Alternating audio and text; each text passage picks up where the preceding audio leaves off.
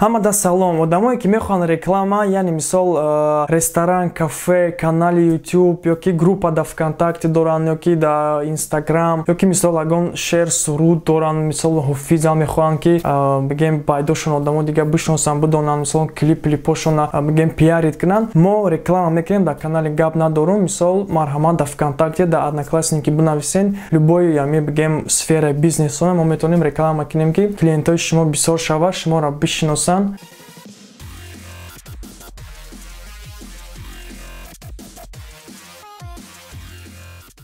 Салом алейкум. Ман хонда будам ҳамаи комментариё ки шумо навистен дар охири видео ва ба фикрам шумо да махлул шид видео дар бораи техника. Ман ҳаракат мекунам бо бисёртар амхали видео бирорам. Имрӯз рӯзи ҷумъаи, рӯзе ки бигем по расписанию ман фақат видео мепартовам дар канали гап надорум. Як бародар ай Москва, ай бозори Люблино, як дута падарка рӯй кард. Мехоҳам шумо да нишон бидам ки мисол хай поддержка ҳастай. Гуфт ки ин чизоро биги, гуфт барои видеокунид ёрдамот метам. Мисол хай баъд ман рафтам сёмка кардам, чихи ай почта гирифтам шона, шумо да мехоҳам нишон бидам. Бародаро зимо рафтастем почта барои ки як подписчик, хай бигем як бародар, хатиш хай хела гап зада будам дар Одноклассник Вайбер. Ма да чизи роӣ када вай да бозор кор мекунам, дар бозори Люблино, дар Москва. Ма да чизи роӣ када зимерам мебинам, но сега худам намедонам чия, барои ки гуфт ки да барои видео дар кор мешавам чизо. Барои видеокунӣ, но сега намедонам, мумкин штатив боша, мумкин чи. Хай, кадоме ки желание дора, рои кадан гирем ягон чи по почта, подарка, мадарка, любой ча принимать мекунем, адресоша, МЧ да менависам.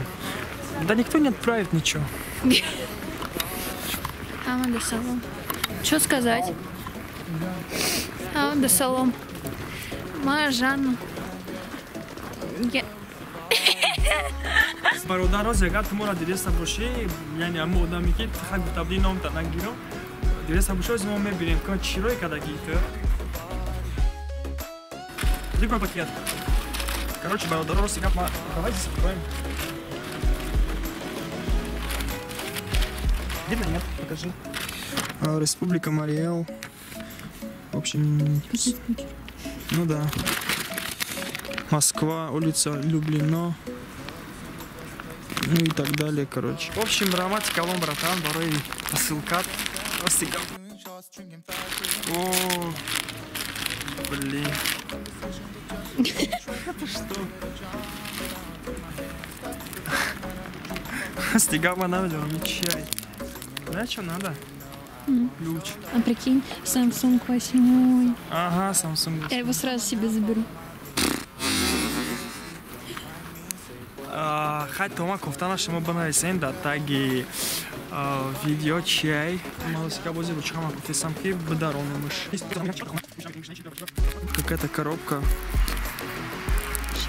Чайна, ну чайна. Уже чай. Короче, як бор дига мегум братани ки ман дамчиса рои кард ай Москва, рамати калон ва тика по моми надорем. Баро сега хай чихелай со раҳмат ки ям ходам сам поддержка мекунам. Хай аки мелу чайна ки всё равно мада приятнее, да? Чихелай по-братски. О, нихера. Это что? Bluetooth.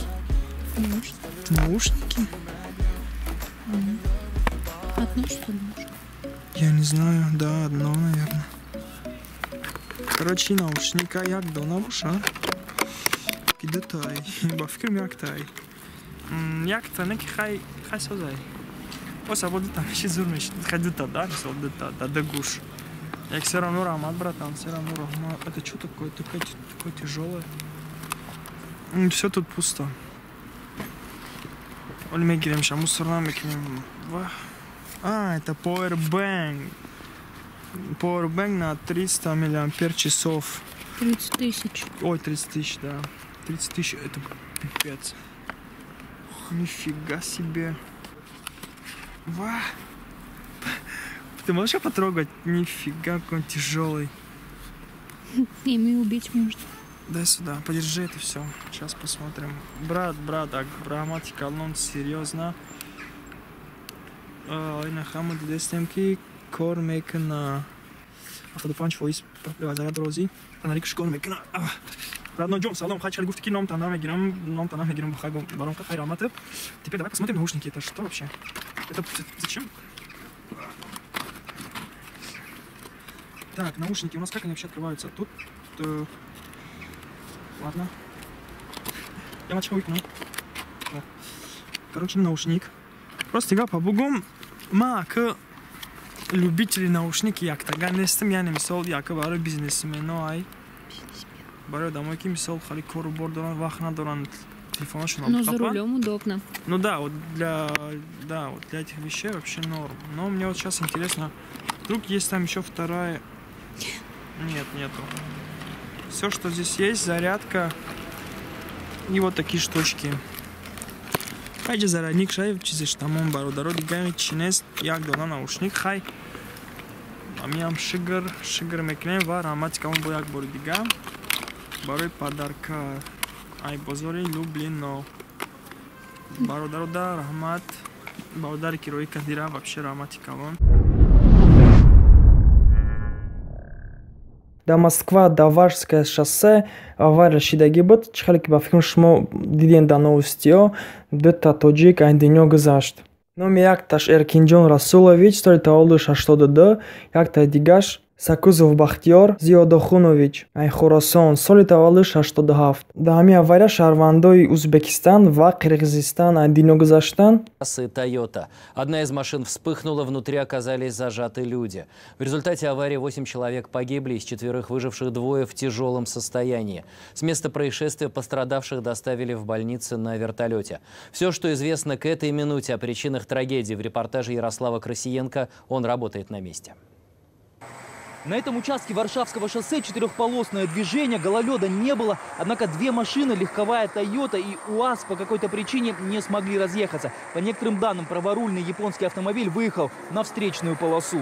Стояла машина на поворот налево, а эта машина не стала биться, выскочил на встречную и ударил в лоб. Произошло столкновение 2 транспортных средств с последующим возгоранием одной из машин. По предварительным данным, в результате ДТП 8 человек погибли и 4 с травмами различной степени тяжести госпитализированы в медицинские учреждения. В настоящее время на данном участке дороги движение транспорта затруднено.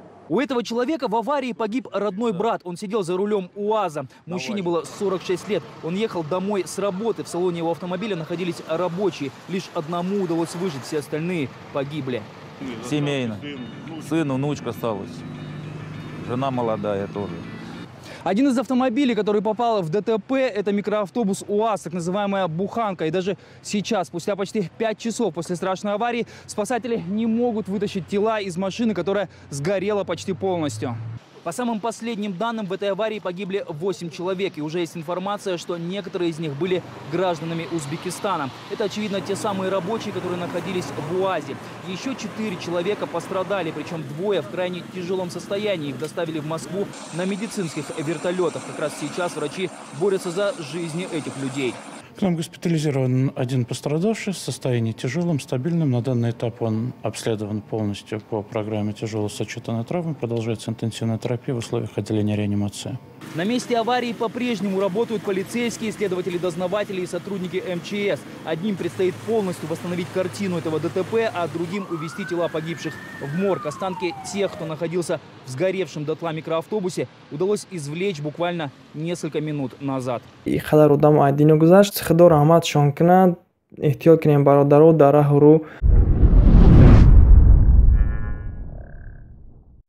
охирон вақтҳо бисёр савол медоданд дар бораи таможни союз дар одноклассники вконтакте. Ай сабабе ки ба наздикӣ Путин Тоҷикистон мерафтай барои таможни союз. Не ки рости гап ман ози шуморо ба фикрам зихтом мекунам, не ки и гап рости гап уқа ростам нест. Путин барои таможни союз намеравад Тоҷикистон ва ҳозир ман шумо да гап мезанам дар бораи чӣ ва ки ҷо ман информатсияро гирифтагиам ва вақтон мефаҳмем. Чӣ хеле ки ман гуфта будам, ҳар рӯз ман савол метавонам дар бораи таможни союз дар ВКонтакте одноклассники. Илтимос мекунам ки ман дига ҳамин саволҳоро натиҳен. Агар ки Тоҷикистон дуромад дар таможни союз, шумо бемара мира мефаҳмед. Барои чӣ боз ҳамин савол хест? Барои ки витсе-премьери Путин рафт дар Тоҷикистон ва охир хатиб президенти Тоҷикистон Эмомали Рахмон бисёртар гап рафт дар бораи Жуковский ва дар бораи самолётҳо. Ҳамин масъаларо ҳал кардан ва кор буд шид ва мо даи буха бигем хай дақл надорам. Барои ки гап рафтеса дар бораи таможни союз, дар бораи муҳоҷиро чӣ гуфтагӣ буд? Яъне мисол Тоҷикистон мехоҳад ки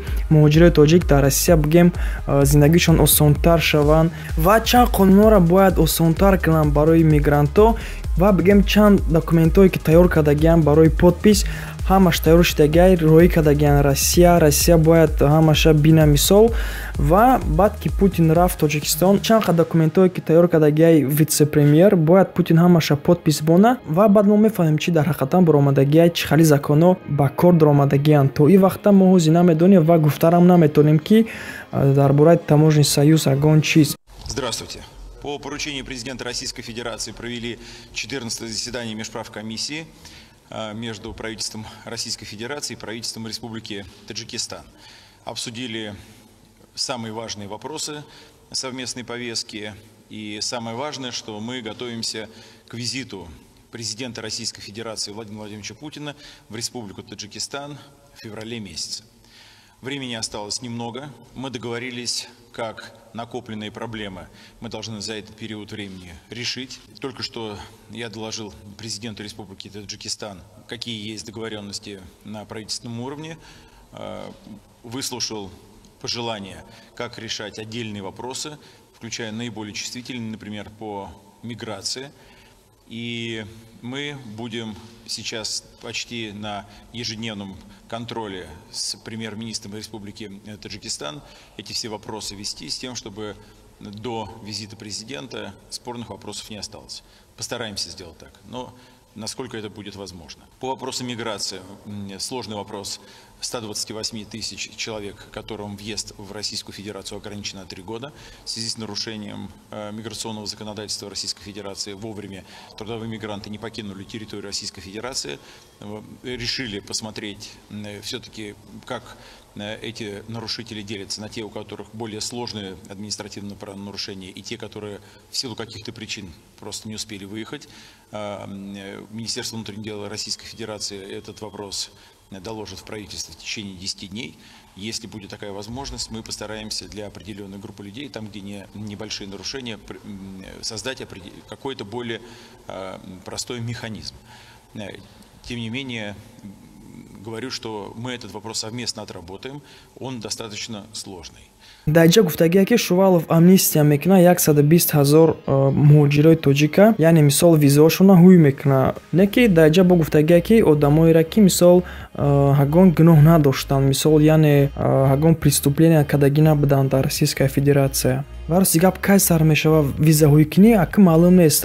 Фикри хима мегӯм ки мумкин ҳами документ, мумкин ҳами закона тайёр кардагиянд ва Путин ки рафт Тоҷикистон мисол бо дар бо гапзанӣ мешава, маслиҳат мекунанд, баъд ки подпис монд маълум мешава. ҳозир мо чӣ гуфта наметонем барои ҳами визаҳоишавӣ. ва то ҳамин рӯза Тоҷикистон даромадагӣ нест. ҳозир ҳами главный бигем савол дар ҳамие ки чӣ хели қоидаву қонунҳо мебарояд барои муҳоҷирои тоҷик баъди рафтани Путин. шумо ҳамира интизор бошед, то ҳамин вақт мо ҳеҷ гуфта наметонем ва ягон навигарӣ шудагӣ нест на дар таможни союз, на дар қоидаву қонуни мисол ФМС, яъне мисол миграция. ҳамин чизе ки нав баромад хай ман шуморо хабар мекунам. Кадом сайтҳоеро ки ман хабар намегирам, мисол кадом сайтҳоеро ки ман намебинам, бугум камтар шумо дар ягон чизи нав гап занам, ҳамаш фақат мегӯянд ки мисол Тоҷикистон тайёри дидестаи Тоҷикистон қати Россия бигем қоидаву қонуни нав мебароранд барои муҳоҷирои тоҷик. Экспертое ки мисол фақат политикаро изучат мекунанд, мисол бигем политолого, мегӯянд ки Путин дар Тоҷикистон ҳамин савола бо мебардорад, яъне мисол таможни союза. Инем қа гап мешава гуфта бародаро.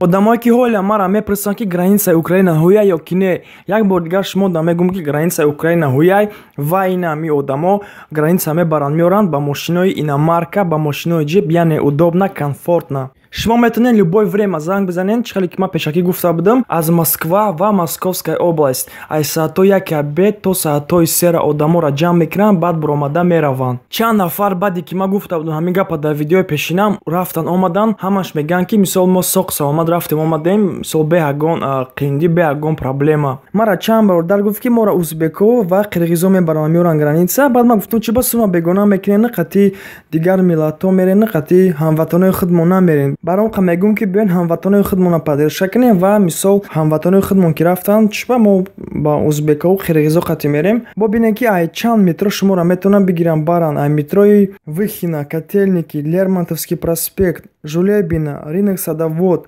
Люблино, Южные ворота, Теплистан, Фуд-Сити, метро Домодедовская, Анонина ва бо чанд ҷои дигар. Қариб ай ҳама ҷои Москва. Агар ки областоша бигирем, ай шаҳри Домодедовская, Коломна, Браницы, Рязань. Айнами шаҳрҳо бо шуморо метавонанд бигиранд баранд. Барои нархи наво худтон занг бизанед буфаҳмед. Хай бо кадом ки занг мезанад бигӯед ки мо ай видеои фарқ мисол дидем ами объявленияро барои мисол ами граница.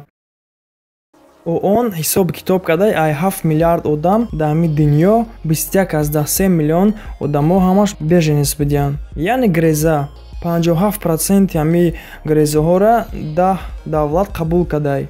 Дар якум ҷо Турсия места соли 2016 3 миллион грезаҳоро қабул кардай. Покистон 1,6 миллион, Ливан 1,1, Ирон қариб 1 миллион, Эфиопия 736 000, Иордания 664, Кения 552 000 одам. Ман чӣ мехостум бигӯям ки бинен дар ҳами дунёи қадар бигем грезаҳо ҳастай ай сабабе ки ҷанг ва чӣ хеле ки хело медонем мози дар Сирия ва дар ҳар давлатҳо ҷанг рафтаистай.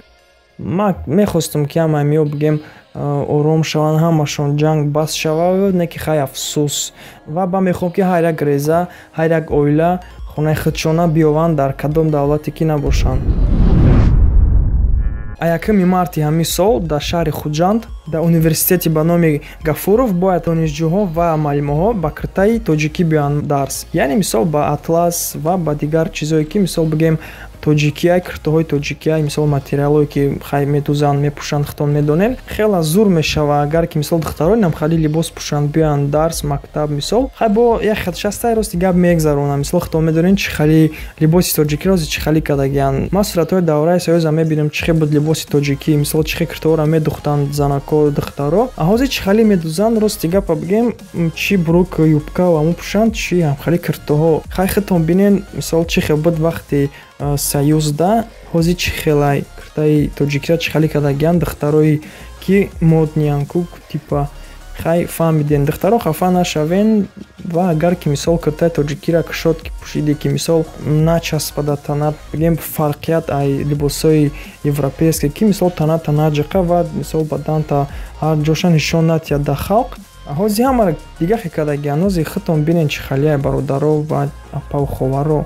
Бо як бор дига мегӯям ки фикри зур кардагиянд ки дар Тоҷикистон киртои тоҷикӣ пӯшанд. Бо мегӯям ки агар ки ҳамиро ҳамхали ҷазир накунанд киртои тоҷикиро. Ин ҳамхали хабар буд дар шаҳри Хуҷанд.